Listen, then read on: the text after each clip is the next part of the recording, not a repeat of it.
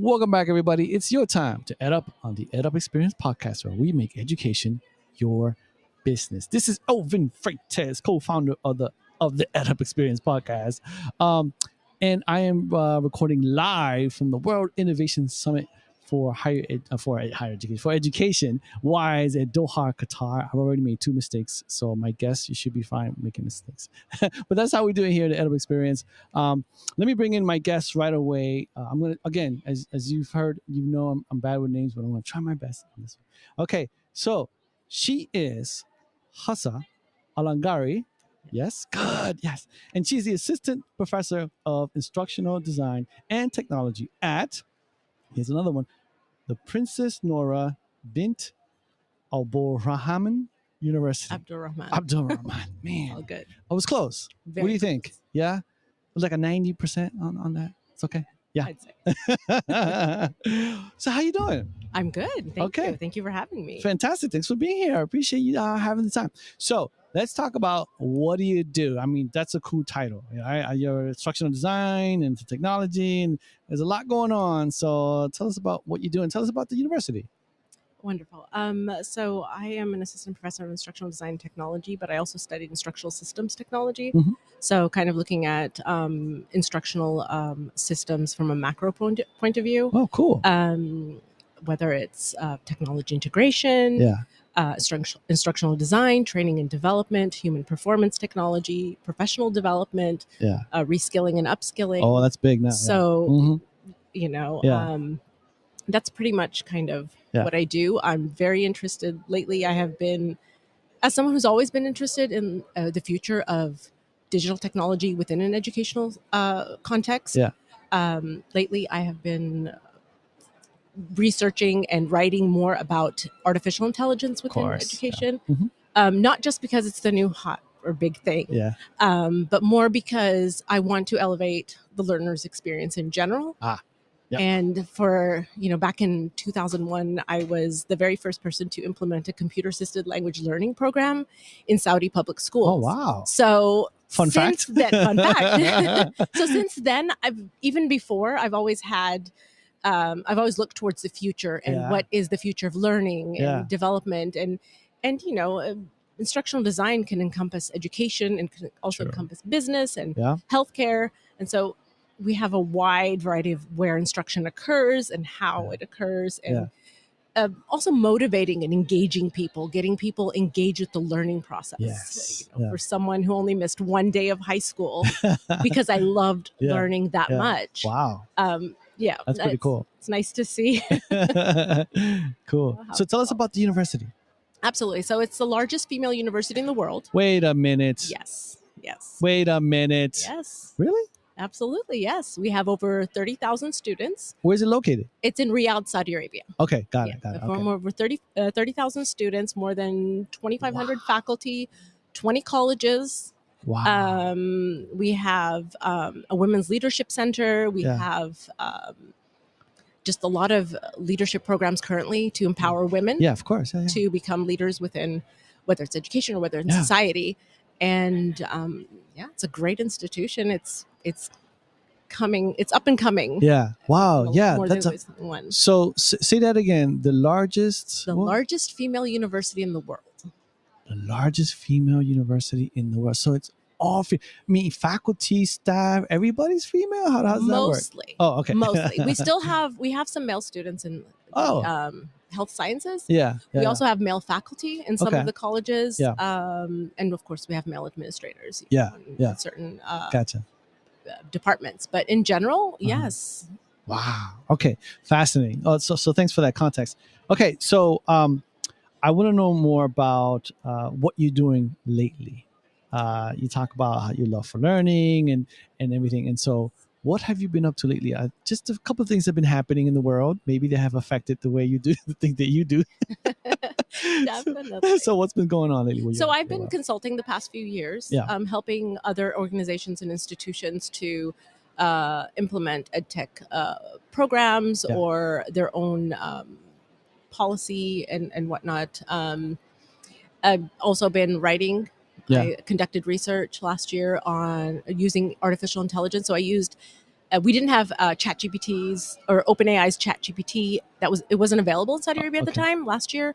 So I used a ChatGPT powered application with my students in the College of Business Administration. Yeah. And, you know, to have them kind of enhance their learning experience. And it was a really great experience for both myself and for them. And I'm, you know, currently writing the manuscript on that to submit. I have 2 book chapters coming up. All right. One on artificial intelligence in higher education and one on micro-credentials in higher education. Wow. Very cool. So very interested in, you know, how to improve and kind of move forward.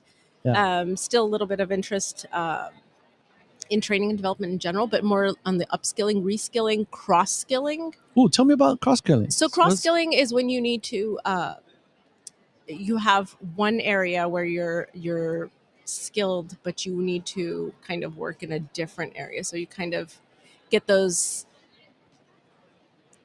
skills or competencies that you need. Is there an example? I'm just trying to think. Is there an example? So, okay, just instructional designers, for instance. Okay. So where a lot of them work in education. Yes. And they'll work there for 10, 20 years. But then they would need to work in, let's say, the healthcare sector, right? Design, instruction, or even, you know, write or, you know, work on, let me try to find a different example, not a different example, but let's say they want to work on quality assurance, let's say, for instance, or whatever. So they're moving from just being purely educational to being able to use their experience, their skills or expertise in a different area. Crossing. Yes. Oh, so okay. Gotcha. Kind of, yes. Gotcha. Okay, good. So I did want to dive into obviously why we're here at WISE. So the theme is creative fluency, right? Human flourishing in the age of AI. So what are your thoughts on that? And you specifically higher education, because you're focusing on higher education. So talk to me about that. So, you know, everyone has their fears with AI and, oh no, AI is going to take over, etc. But people aren't really keeping in mind, or some people, I shouldn't say all people, never generalize.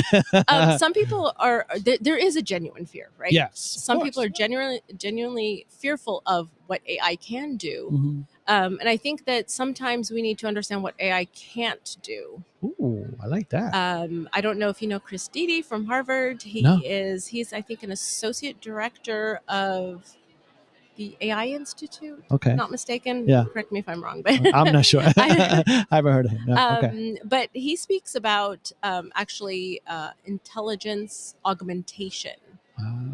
And if you are only familiar with artificial intelligence and you know what it can do, you're kind of missing out on really a different way to look at it as augmenting the learning. Right? Or enhancing, augmenting, whatever it may be.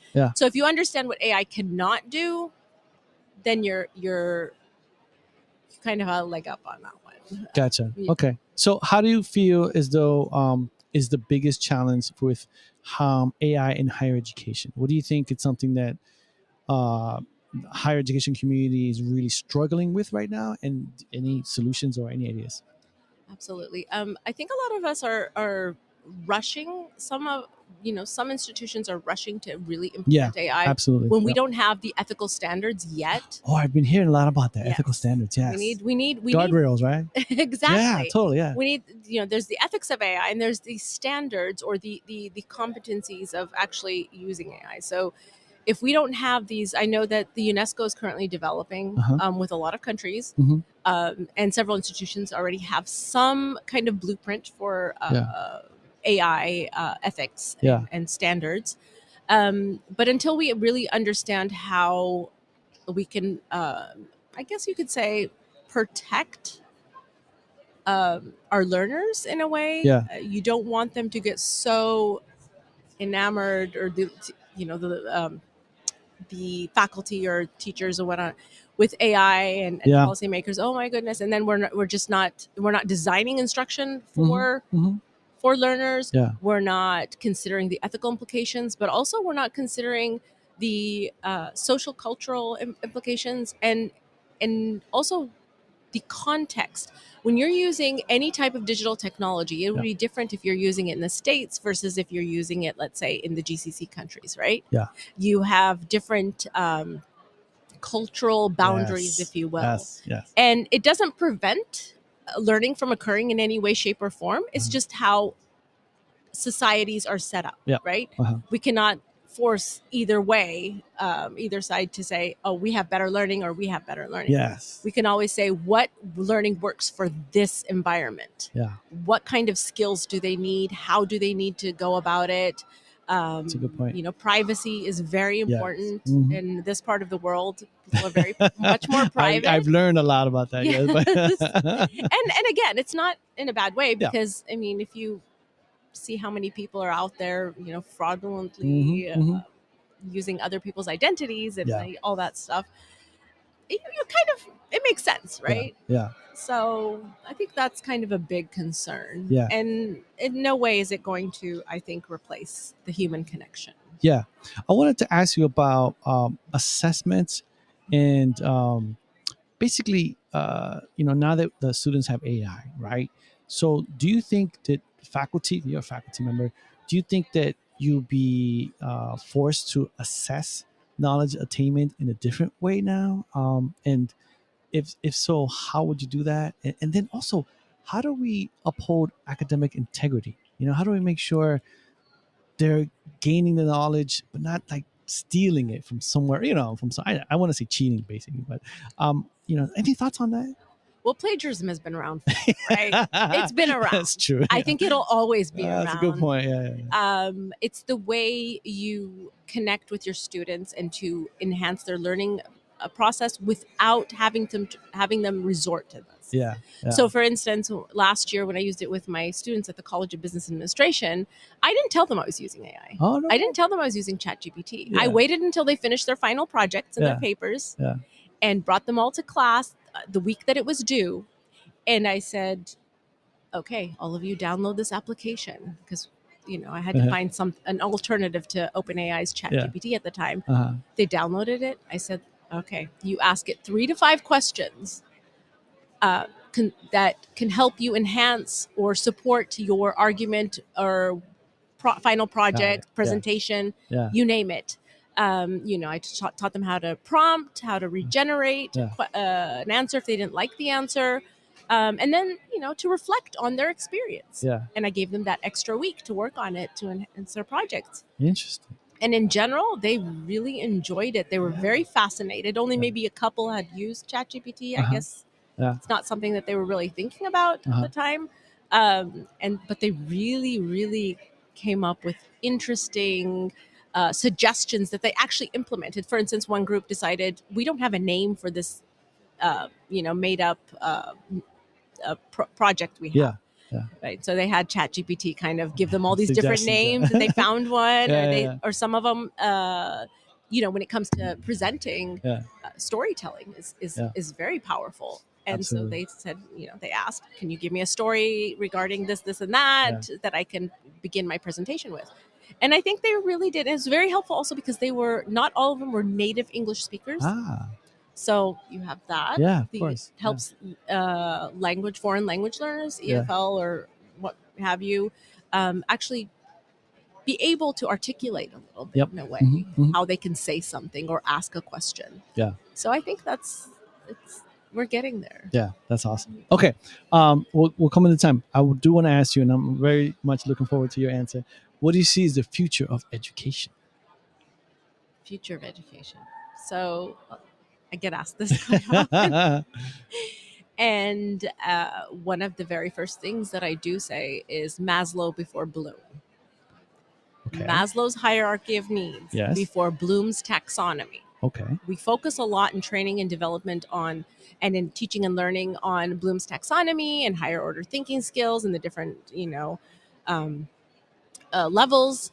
But sometimes we're, especially now post-COVID, where we may or may not be neglecting students' basic needs. So, for instance, their mental health, Yes, their, big. Yeah. Food and, Yep. and shelter and all of this, which in general, in most, in the GCC countries, Yeah. it's not as big of an issue. True. However, there still needs to be, we have to make sure that students or learners in general, so adults or children, are okay their mental well-being Yes. is all right. It's okay, especially post-COVID. I have noticed an uptick in mental health crisis in across the world. Yep. This, my colleagues and I, we chat a lot about this and what to do and how to help our students. So I think that's very important.